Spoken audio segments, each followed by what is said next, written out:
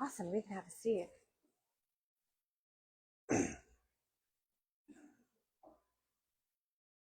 All right, good morning, everybody. It's so great to see everybody. I'm Berkenda. On behalf of the Orange Chamber of Commerce and Visitors Bureau, welcome to the May segment of Eggs and Issues. Thank you so much for coming today.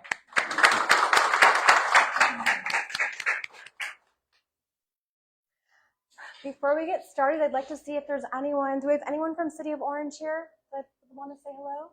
Okay. I'll have to call the mayor and tell him they got to change this. I know, right? Where's the mayor? Well, today's segment is an open format. I see some new faces, so for those of you we've met before who haven't come to a meeting, our guest is here for you. So I do have some questions, but you all know who've been here before. I can ask questions until tonight. But if you have a question, feel free to raise your hand and I'll go ahead and get to that question as soon as possible. We do like to do a hard stop of 9 o'clock. Orange Cafe, which is our amazing host, they're not open on Tuesdays. So we like to make sure that they can kind of get everything back tidied and closed for the day and go on to their other restaurants. So we try to keep it at a hard stop at 9. And with that, I am pleased to introduce our guest, someone who does not need an introduction. Please welcome Congressman Correa.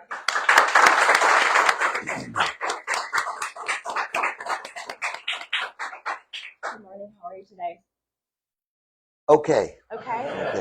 Before we dive in, do you mind? Your team sent me your bio, and I just want to read through it, kind of tell everyone a little bit about you. Do you mind? Can I tell them a little bit about me? You can do it if you'd like. Yeah. Grew up in Anaheim. Went to Cal State Fullerton, UCLA.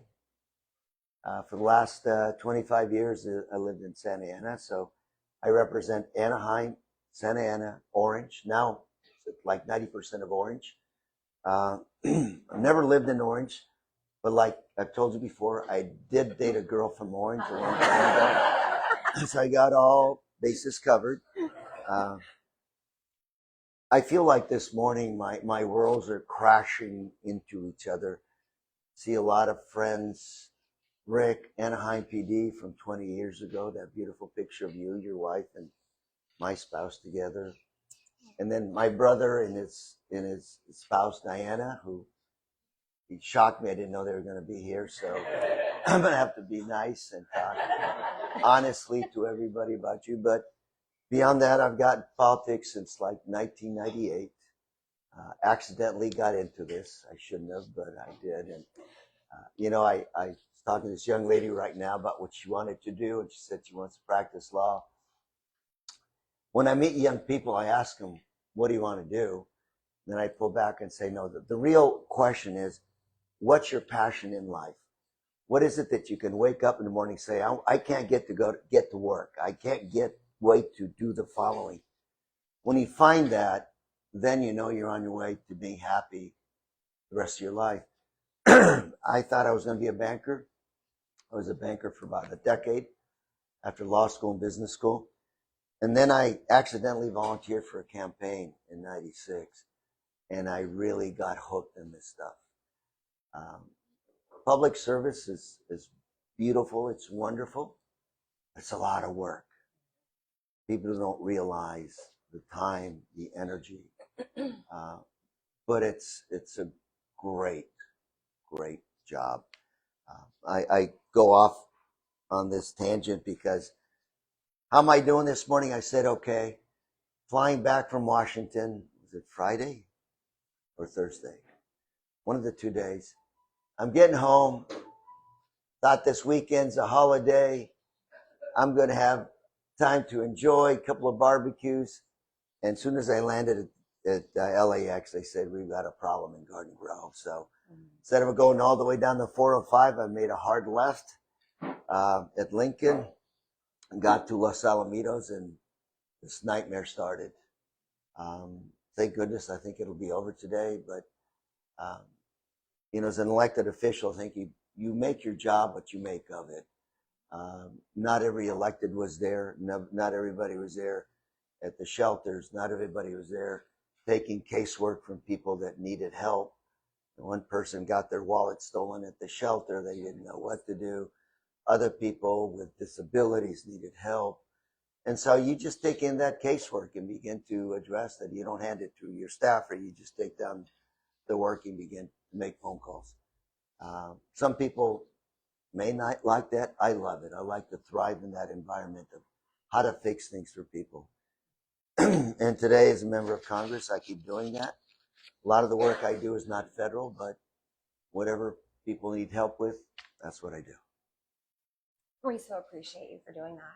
Thank you. Well, welcome again. I know I mentioned I wanted to start with the chat about Garden Grove, and so if you don't mind, I know we saw that you were there throughout the weekend. Like you said, you landed and pretty much went straight there. Is there anything you can share with us about that incident? I know it's in Garden Grove, but you know the air is everywhere, and so I know there was some concern from other cities such as Orange about the air and the pollution. So the actual event is, you've all have read about it. What happened? It was an aerospace company that's been there since about 60 or 70 years. And in those days, for you that are old enough to remember, those were all dairy farms. There was very little, if at all, residential development in that area. Today, of course, one of the most densely populated areas, probably in California. What happened was that this aerospace company, they have 3 tanks. Each tank holds about 8,000 gallons of this highly toxic stuff that is used to build the cockpits on fighter jets. I guess it's the glass. It's not really glass. It's this stuff that makes that canopy and other parts. It's probably the only company in the world that makes the parts for the F-16s, F-34s, F-35s. And so they've been doing this for a long time, but excuse me, apparently one of the valves went bad, and the valves are needed to circulate this toxic to keep it cold. It stays cold, it stays liquid. Once it starts heating up, it can explode, it expands. And one of the valves went bad. The backup valve went bad. So this stuff was trapped in a tank, overheating, and it promised to become a huge 8,000-gallon hand grenade. The company were actually the ones that called in all the authorities, say we've got a problem, this thing is going to blow.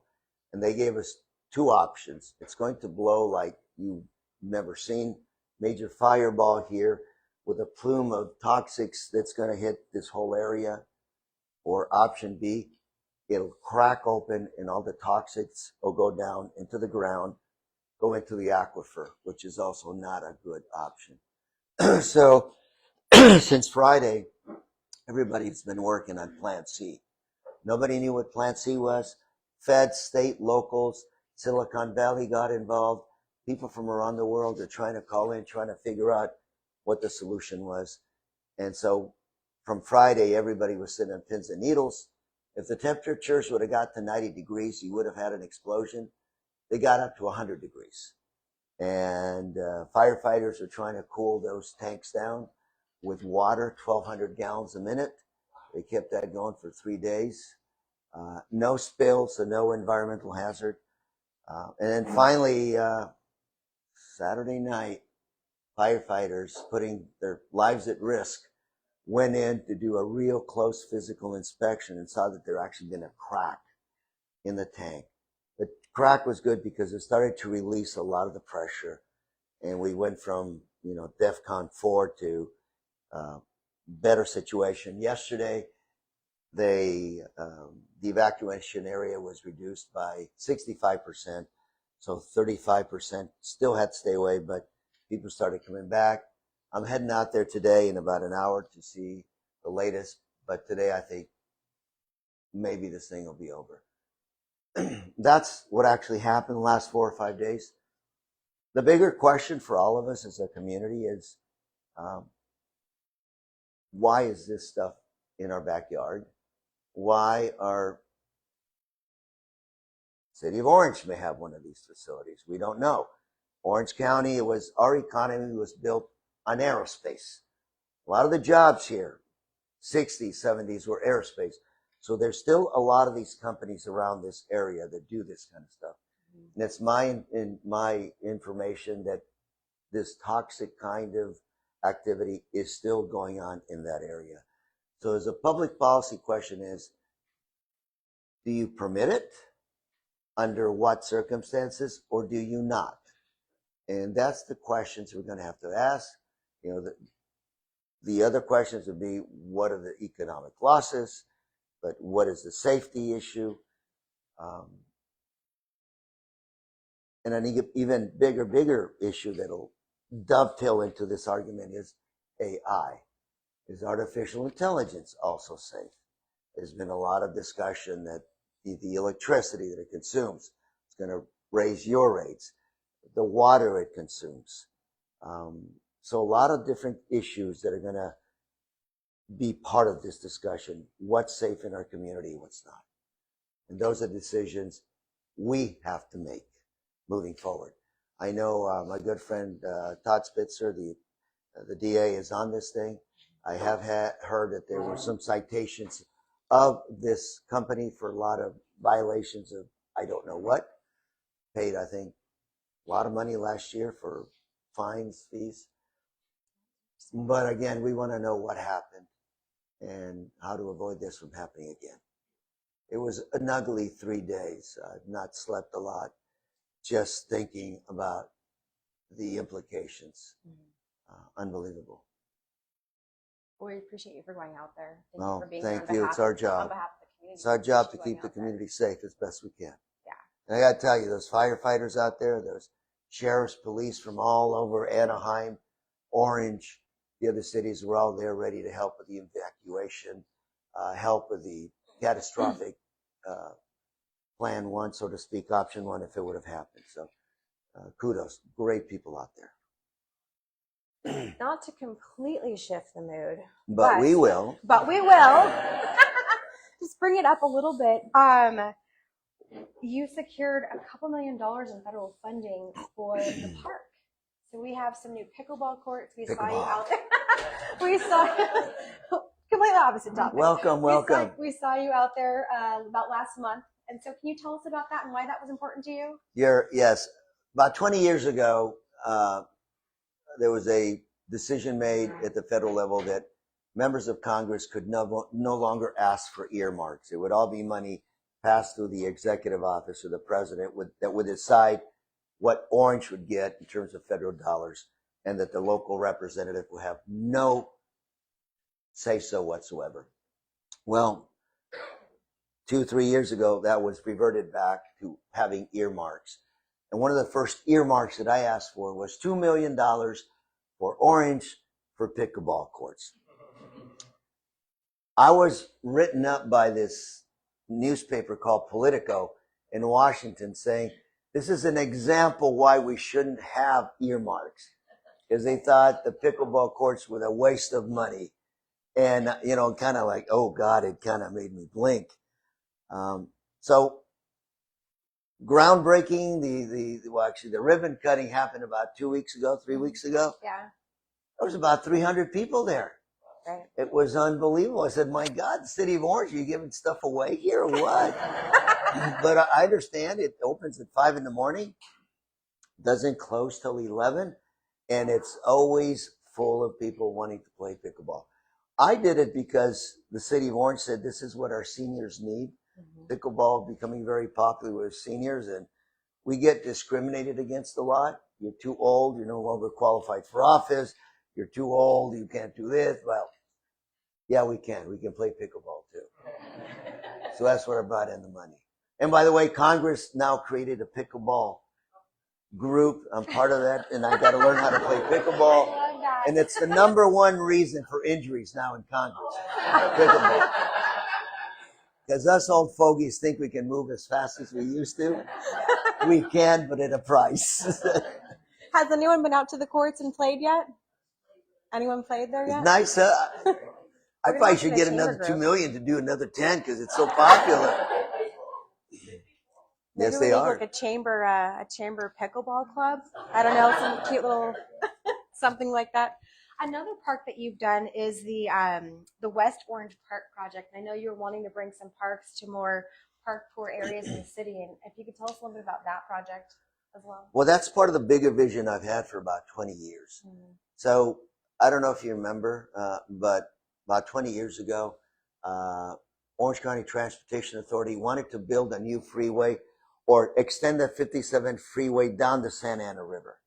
They wanted to connect 57 down the Santa Ana River to the 405 and make essentially a rough loop around Central Orange County. It would have caused a lot of problems for Santa Ana, environmental, just a bad situation. So I jumped on it, fought it. We won, but not because I was good, but rather the expense of that would have been horrific because you were building on a flood zone. So you had to put the freeway up on stilts and do other things to make sure in the event of the 100-year flood, water could run down the Santa Ana River without causing other damage to those areas. That set me on a quest to, essentially put the last nail in that coffin and that idea. And that was to create the Santa Ana River Conservancy. Nobody wanted it, except that the LA River Conservancy gets billions of dollars because they have a conservancy. Every so often, LA River scores billions. And Orange County never does because we're not prepared to dip into those pools of money. Come on in. Welcome, everybody. Oh, I'm sorry, your customer. Hey, look at Okay. So we created Santa Ana River after about 15 years of work. That was one of my last achievements before I left the state Senate 12, 13 years ago. And the bigger picture is I want to create a big regional park in Central Orange County on the Santa Ana River. I call it the River of Life from Big Bear all the way to Huntington Beach. Riverside has already taken a lot of their Santa Ana River portion and beautified it, made it green, just gorgeous. We're not there yet. But, I question people. Why is it that Irvine has to have a great park and we in Central Orange County with very dense population don't have anything? So we're trying to build that park. Riverview Golf Course, I'd like it to be part of that park. Make it from an 18 maybe to a 9-hole golf course. And the sides of the river where the Honda Center is, where Samueli is dropping about $10 billion to build a beautiful OC vibe. We want to dam up that part of the Santa Ana River and create kind of a lake, some kind of a area where you can have water sports year round, go fishing. We can do a lot with that, what I would call a dump site right now. And everybody kind of abuses Santa Ana River. And yesterday I was talking to one of the Huntington Beach electeds that was at LaSalle Racetrack at the Op Center. She said, yeah, we get sofas that kind of float down the river from your district to go all the way out to the Huntington Beach. So I said, we want to get rid of that. Yeah. And I said, this is my vision. So that's what we're trying to do. And this is part of that. We want to build a park on the east side of the Santa Ana River, City of Orange area, to make sure that that whole area becomes green and really neat for people to come out and enjoy. So that's kind of the vision. And, Assembly Member Avelino Valencia, who will be our next senator, he wins, is also part of that vision. He's bringing in a few $1 million also to, again, make that vision a reality. And then Samueli, I think, has bought into. Anaheim has bought into the vision. The only ones that I'm dragging into this thing is Santa Ana. They're still a little, but we're going to get them in. Thank you. Oh, who is that? My probation officer. Okay. Well, it's live stream, so now they know where you are. So safety is really important to us here in the city of Orange. I know that you also brought in about $1 million for a real-time crime center. If you can tell us about that and why policing is so important and an important part of your view. Safe streets is important to all of us. Whether it's, our grandfathers, us at our age, walking down the street at night, we want to make sure that we don't get, hurt. Disneyland, tourism. You have one unfortunate situation that'll drive tourists away for years. So we'll make sure we have safe streets. the definition of safe streets, how we keep people safe, is evolving with technology. Real time drones. Okay. Yesterday, the last 2 days, drones were used very effectively by the sheriff and the Orange County Fire to monitor those potentially exploding things by bringing in drones with temperature readers, bringing in drones to observe those tanks to make sure everything was fine.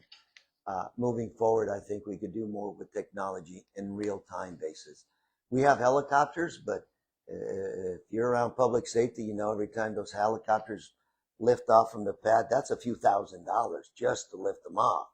Very expensive. With drones taking a lot of that observation responsibility from helicopters, you still need some helicopters, but the most of it done by drones. You save a lot, you become much more cost effective. City of Chula Vista is like the leader nationally on drone technology. Chief Kennedy was telling me how they've been able to save lives by having drones. You'll have, for example, officers being called, armed suspect. And then when those officers respond, they're ready to shoot. When the drones are sent to scout out the area, you may find out that armed suspect has a telephone in their hand. So you've got a different way to approach the situation. And that's exactly what Chief Kennedy was telling me. They saved a lot of lives just by figuring out what was going on. So what I want to do in those real-time centers is be able to take the best technology that we have and bring it to bear immediately on our city of Orange and other municipalities. I'm also working with Sheriff Don Barnes, and Don Barnes is always in Washington testifying. We got a real jewel. I sit on Homeland Security, and he's always in my committees, and we have a great time doing colloquies, debating, talking, and he's got a lot of good ideas. So one of the ideas we have is taking all of these technologies from all these cities in Orange County and kind of put them into one place. So instead of independent people doing independent things, all the independent agencies coordinate with the sheriff's department for real-time technology information sharing. We got FIFA coming in the next 2 months. We had a hearing last week, Intel Committee, my committee, Homeland Committee, to talk about the threats, terrorist threats. My Homeland Security guys were worried about the border, who's coming over the border, what threats are there. And I pulled them back and I said, look, guys, I know what you're talking about, but let's face it, the last few years, like the last decade and plus, most of the deaths in the U.S. were not by foreign terrorists. They're by domestic terrorists that, get inspired through the internet to do some real bad things. And so we've got to figure out how to deal with these folks even more than the guys that are, coming from other countries. So bottom line is we need real-time information, being able to keep with this stuff on a real-time basis. And that's going to take all of us working together. Definitely. And I know one of your top priorities in Congress has also been advancing the psychedelic assisted therapies for veterans. And I'm like, that's going to be a mouthful to all psychedelic assisted therapies. And so in your words, because there's a lot of things that go around with that, and I've kind of studied it, looked at all your notes and some newsletters, but can you tell everyone here what that is and what that means to you? Sure. Yesterday we celebrated Memorial Day. Mm-hmm. Okay. Come on in. Welcome. The coffee's still warm. Hi. No, they're closed today for breakfast. Gracias. Sorry. Memorial Day. People who made the ultimate sacrifice. Soldiers that made the ultimate sacrifice for this country. But there are still people that came back from the theater of war with invisible wounds that have not healed, that will die. 20 to 40 veterans commit suicide per day. Okay. Saturday at in Garden Grove, I met a mother that talked about veterans, and she started crying. She said, my son took his life. He drank himself to death after he came back from war. We couldn't cure him. Is that a suicide? veteran suicide, or did he drink himself to death? Well, the issue is not that. The issue is fixing, curing them. And we have found that psychedelics, LSD, things that have been made illegal because of the war on drugs, actually cure this stuff. So I have Republican colleagues. I'm the co-chair of the PATH Caucus. My other co-chair is a guy named General Jack Bergman. I love Jack. 3-star Marine general from Michigan. And so we're both trying to advance acceptance of psychedelics to treat mental health. Right now, there's a waiting line of veterans paying $5,000 to $12,000 per treatment to get treated by psychedelics in Tijuana, Mexico, because it's illegal in the U.S. So we're shipping our veterans to Mexico to get treated, to get cured, because we haven't got our act together yet. I'm happy to say that about 5 weeks ago, President Trump signed an executive order pushing forward the study of psychedelics, pushing forward the treatment of mental illness with psychedelics. Appreciate it. I sent him a thank you letter. I said, thank you. We finally agree on something. But this is one of my colleagues, Congressman Luttrell from Texas. He's become a very good friend of mine. He's about 6'4". He's a Navy SEAL. Don't want to meet him in a dark alley. He told me he was ready to take his life. And he went to Mexico. He got cured. And now he's the biggest advocate. And this is what he wants to do, to see happen. We had a meeting with the FDA folks on this issue. Number 2 person at the FDA came out and told us, good news. We're advancing. We're ready to do more studies. Luttrell almost got up and punched this person, except it was a lady, so he wouldn't punch her. But he said, you've been talking to us about studies for 5 years, and we have people committing suicide on a daily basis, and you wanted to study the issue some more? So President Trump stepping in the middle of this was good. So do we see that with the president stepping in, it'll be taken more seriously and pushed further faster? Yeah. Okay. Well, part of this deal was he allocated $50 million as matching funds for research and development. Texas, conservative Texas, is moving way ahead of California in this area. They're actually doing this. They actually invested $50 million also for R&D. And so they're moving forcefully ahead. That's because Governor Perry also is a psychedelic patient. And so you begin to see this. And if you listen to people in our community here talk about this stuff, nobody will talk about it openly, but I've talked to many, many professional, doctors included, that are taking psychedelics right now. Whether it's mushrooms, whether it's this or that.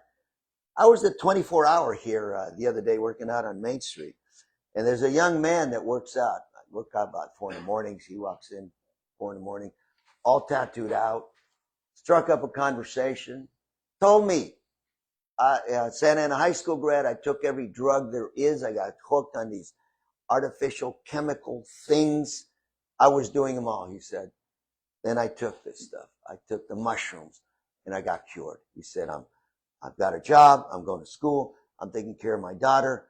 I'm back the right track. And then when I asked them, can you hook me up with your person that cooks these mushrooms? I want to know what the purity is. I want to know how your guy figures out the strength.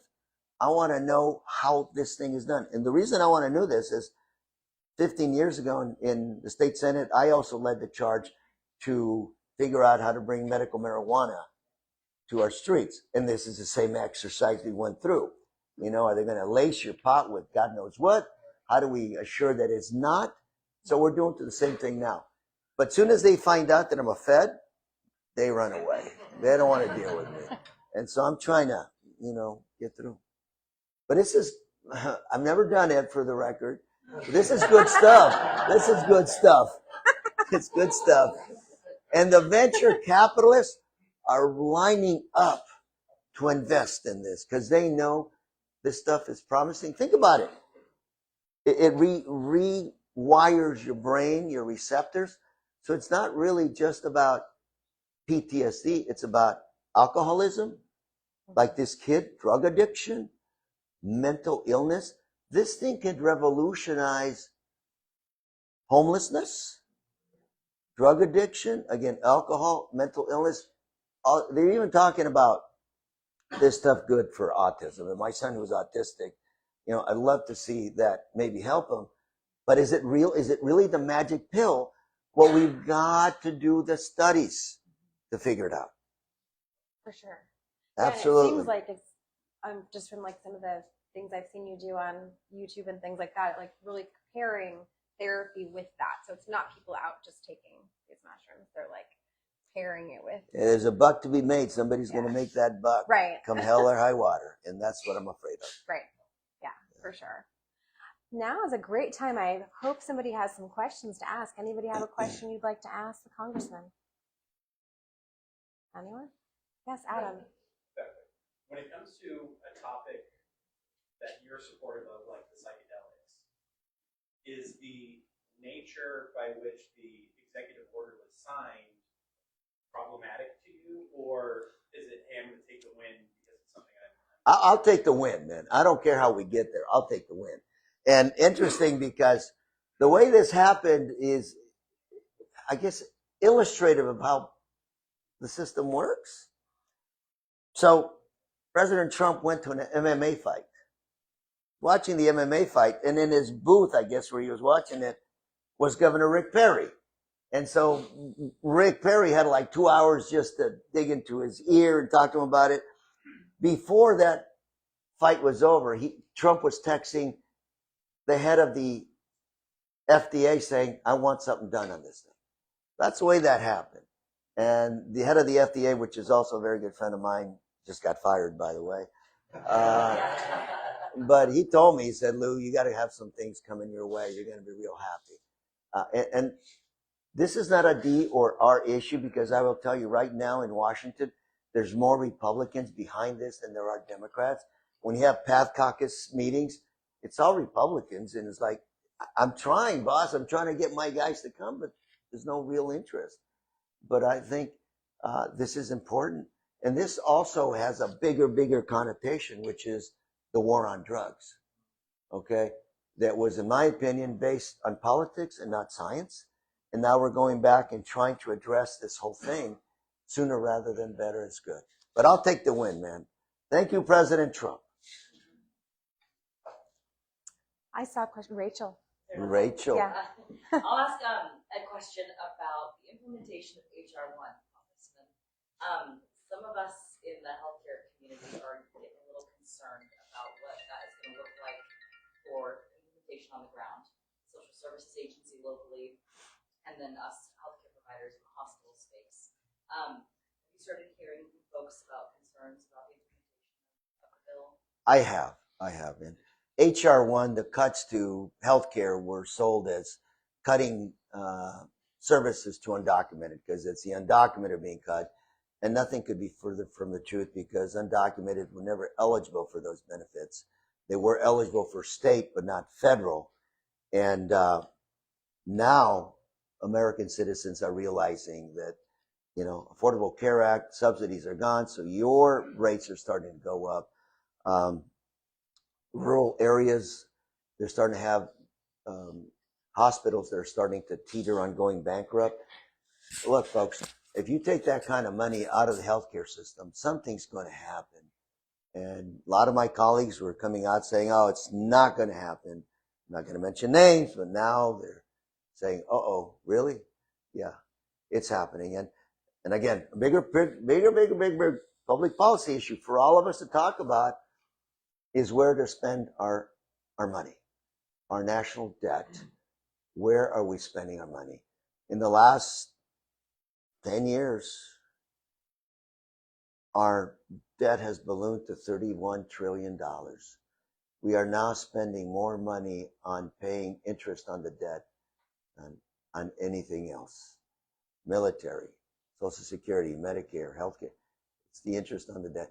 And got to understand here, folks, 1/3 of our debt is short-term debt, which means you have to refinance it all the time. as interest rates go up, that interest rate on that debt is going to go up, and our servicing is going to go up. And we're going to have those, what I would call the come to Jesus moments here real soon. What's been saving us, that the dollar has been the currency of the world. People will buy U.S. denominated bonds because it's the risk-free investment for the world. Okay? You have a war somewhere, automatically everybody runs to buy U.S. denominated dollar investment vehicles because they're safe. But as other alternatives, as begin to, not saying good or bad, but as begin a policy of becoming more isolationist and more U.S., only U.S., people are going to move away from buying U.S. dollar denominated instruments, which means our ability to carry that debt is going to be eroded. And also, as we want to go off, the president just wants to double down on the military budget. I mean, he wants to double down and go even higher. We have some issues with that. Homeland security, border security, through the roof. A lot of money spent. I believe a lot of it is being wasted. Okay, if I went, don't have time, but I can tell you that the contracts I've seen, they're not out to bid contracts. They're solo contracts, and a lot of the president's folks are getting those contracts. It's not, I don't care who it is. If you create fraud and steal from taxpayers, I want your ass in jail, because that's my money. That's my children's money that you're taking and spending away. So that's the bigger question, is where do we spend our money and how? I'm going off again. Please excuse me. We have this thing, it's called a SCIF in Congress. It's down on the 3rd floor under the visitor center. It's a lead-lined area that you can't take electronics in. You do the top secret stuff. Democrats and Republicans had a meeting with the top brass. I guess I can talk about this. And the message was, when are you guys going to stop spending so much money on gold-plated weapon systems? These very expensive toys. And when are you going to move to the model like Ukraine uses? That Ukraine right now, if you don't know, they're literally going on Amazon and buying these drones, bringing them in, refurbishing them, and making them very lethal machines that are beating the Russians. I mean, now the Ukrainians are selling the technology around the world because it's so damn good and so damn cheap. And we're spending these money on these very expensive systems. And said, when are you going to move from this to this? And their answer was, we're not comfortable there. We're not ready to do that yet. Well, when are you going to be ready? I can tell you right now, part of the problem we have in the Middle East, this war, the Iranians are making these Shahad drones, which, by the way, they stole the technology from us back in the 80s. And they're taking these drones, cost them about $1.25, about $125,000 to build one of these drones. Very lethal. It takes 2 of our missiles to take down one Shahad.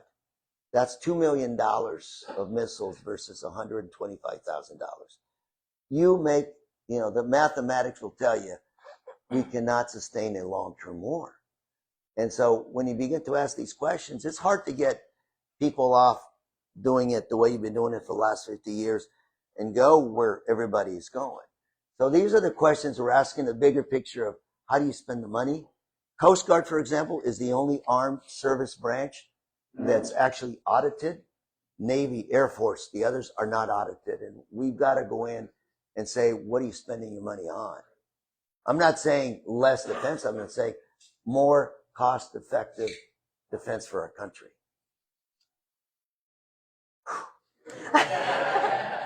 Did I see a question over there?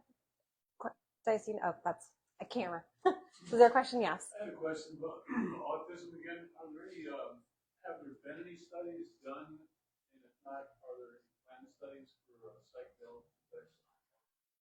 I don't know of any studies, but I can tell you that there's a lot of interest in this area. I said my son is autistic on the spectrum. And he can benefit from these, I believe. I'm not ready to make him a person unless it's a real controlled study. I'm not going to go out and buy some psychedelics from the guy 24-hour and give it to him. But I can tell you, I've lived the autism story all my life. When I first recognized he was autistic, he was 3 to 5 years old. Then the teacher said he has ants in his pants. He would run out of his classroom. They couldn't catch him.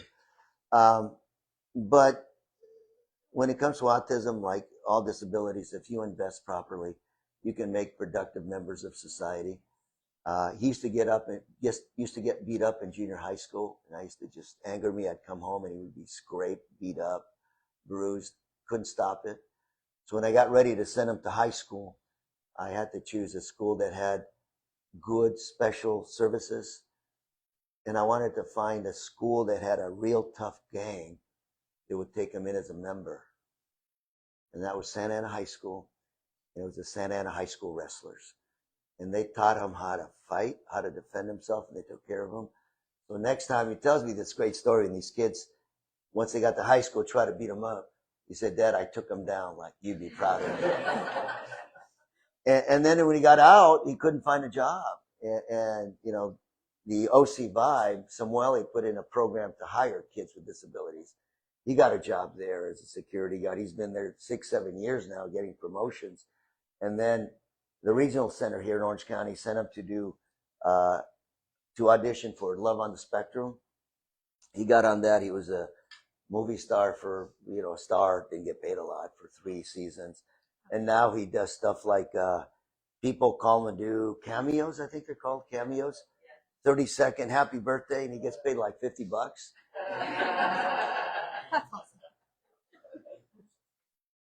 Who would have known? $50 for 30 seconds. Okay. So we're working on that. Did I see another question over on that side? Okay. I did want to ask you about you being a ranking member of the Homeland Security Subcommittee on Border Security and Enforcement. So how do you approach the challenge of strengthening border security while also protecting immigrants and refugees? They're one and the same, okay? Homeland Security protection is about protecting American citizens, about protecting our economy, protecting our society. And that's what Homeland Security is about. In my opinion, right now, we're not doing that. The president got elected and promised to get rid of the worst of the worst. That is not what is going on. I'll give you an example.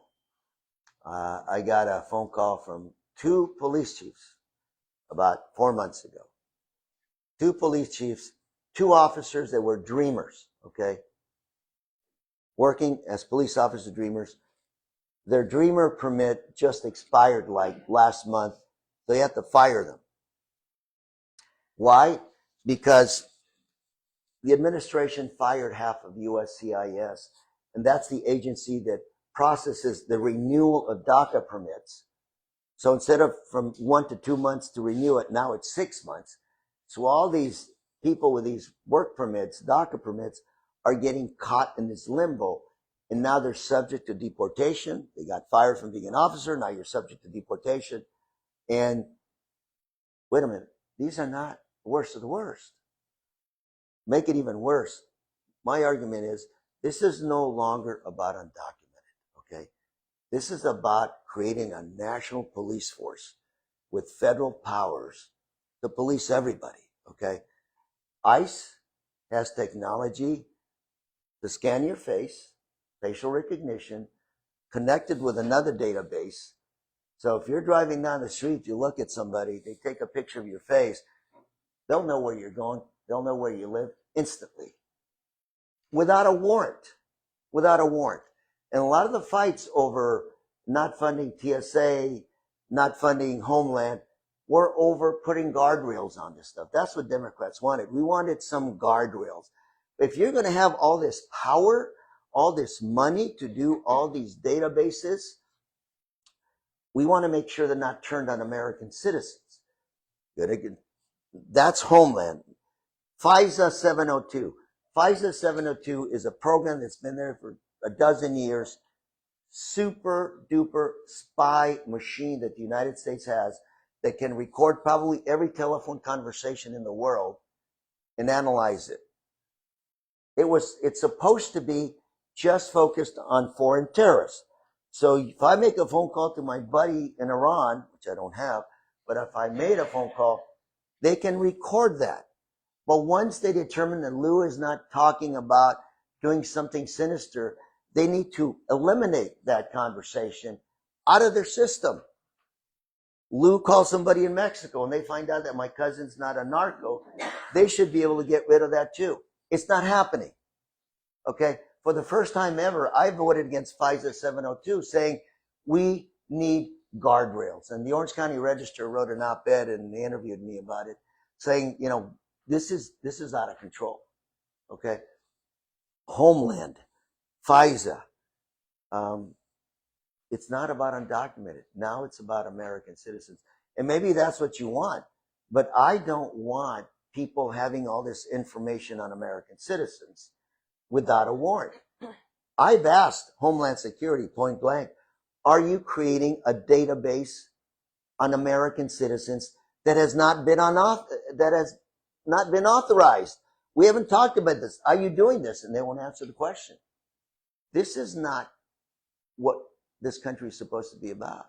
What did Ronald Reagan used to say? He used to say the greatness of this country is that we in this country tell the federal government what you can do. In other countries, the federal government tells its people what they can do. So we're about limiting federal government, and now it's turning the upside down. Did I answer that question? Yes. Well, we're a few minutes to 9, so I want to just keep everyone's time in mind. But do you have any final last words for the business community before I head into a couple announcements? Yes. First of all, thank you for your time today. Remember that all politics is local. We get caught up in the real snazzy stuff in Washington, exciting stuff. But what's important is Main Street. What's important is all of you and making sure you have a voice in Washington. And frankly, that's what I love about this job. Whatever level of government that I've served, what I love the most is hanging out with all of you. Not only the parades, but going to local coffee shop, being at places like this is what it's all about. And so I thank you for the opportunity to be here. Keep me informed. Now under Prop 50, I take in probably 95% of Orange now is I represent. I'm honored to represent almost all of Orange now. It's going to be a lot of fun. And I look forward to learning more about you, meeting you.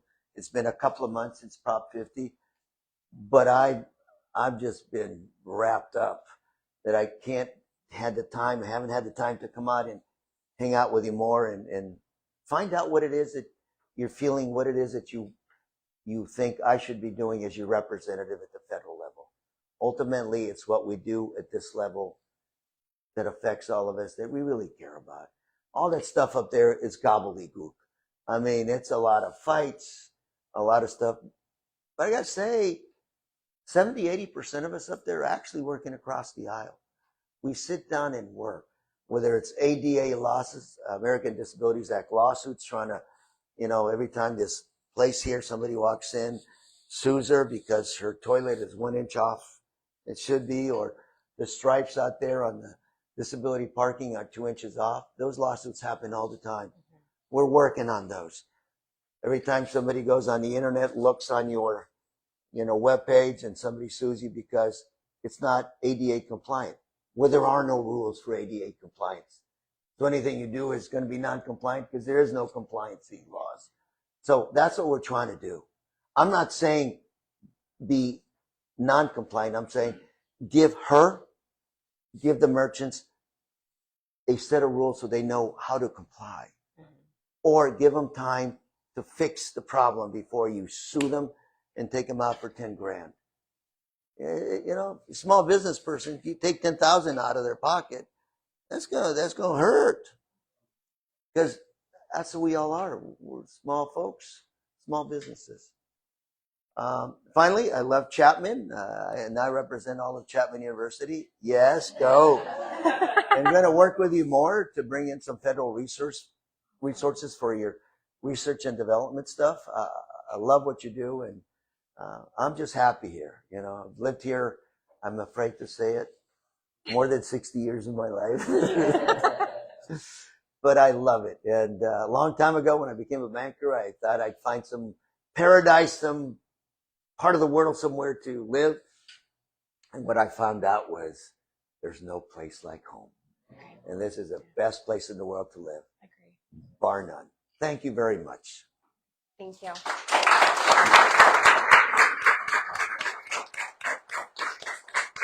All right, a couple quick announcements. So we have a monthly mixer that's on the 28th. So that's in just a couple short days. Yeah, 2 short days. We have a couple ribbon cuttings this coming month. So in June, bagels are all the rage apparently because we have a ribbon cutting at Einstein Brothers Bagels and also at Bagel Me. So that's on the 3rd and the 17th. We have our business networking group, which now meets once a month. That's going to be on the 3rd. We have who here needs a professional headshot? Anyone? Okay, one person's being honest. We probably all need professional headshots. If you haven't gotten one in the last year, you probably need one. So we have a headshot day coming up. That's going to be on this coming Monday with Kristen. So take advantage. She's doing great pricing on that. Happy Mob at Fratellino's coming up on the 9th. We have bingo with the Chamber Foundation on the 10th. We have a board meeting coming up on the 18th. Another ribbon cutting at Tailored Space. A chamber mixer at Modern Wealth, Adam, Modern Wealth Design. So if you guys want to come to that mixer, that's going to be on the 24th of June. We have the CBA multi-chamber mixer hosted by Placentia Chamber on the 25th.